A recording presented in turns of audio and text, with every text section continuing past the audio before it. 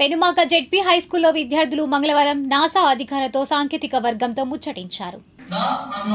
Such reflections can motivate the students to dream big and consider science as their futures.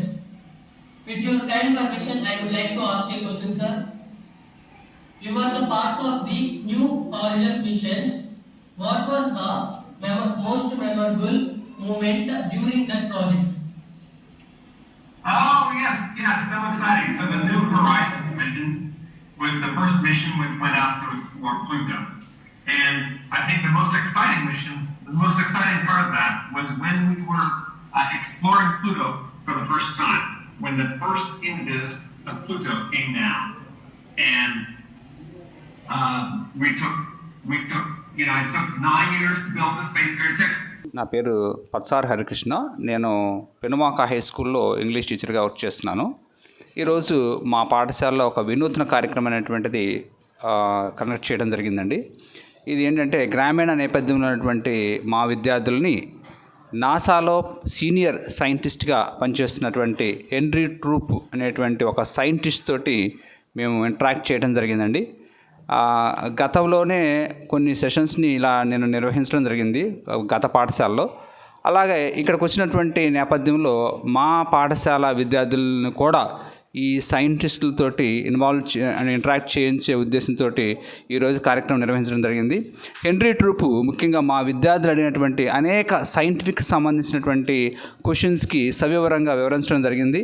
ముఖ్యంగా విద్యార్థులకు Mars గ్రహం పైన జీవజాలము, solar system, యూనివర్స్కి సంబంధించినటువంటి అనేకమైనటువంటి క్యూరియస్ క్వశ్చన్స్ని వాళ్ళు అడగటం జరిగింది.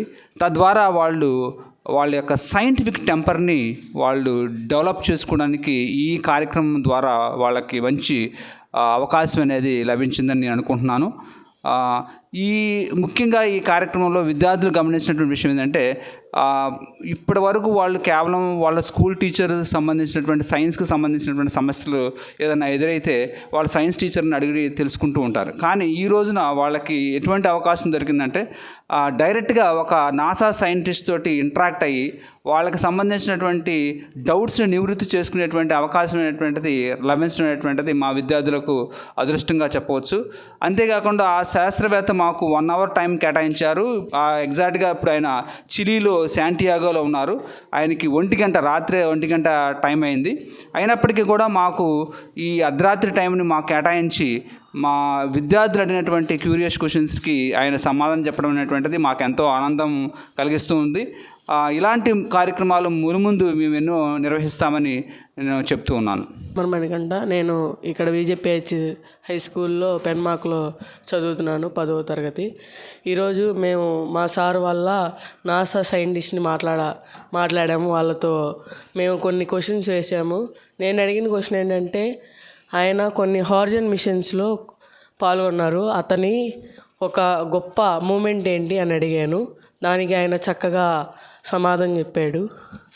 ఏమేం చెప్పాడంటే, తన ఫస్ట్ చేసిన మిషన్ ప్లూటో ఎక్స్ప్లోర్ చేశారంట. ఆ స్పేస్ షిప్ని 5 సంవత్సరాలు కష్టపడి నిర్మించి ఒకరోజు దాన్ని స్పేస్లోకి పంపంగానే కొన్ని వందల ఫోటోలు తీసి పంపింది అని ఆయన మాతో వివరించాడు. ఈరోజు ఈ కార్యక్రమం వల్ల మాకు చాలా నాలెడ్జ్ చాలా పెరిగిద్ది అండ్ మా ఇంప్రూవ్మెంట్ చాలా పెరిగిద్ది అండ్ మా భవిష్యత్తులో మెరుగుపడతాము. ఇలాంటి కార్యక్రమాలు ఇంకా మరిన్ని వస్తాయని మేము ఆశిస్తున్నాము.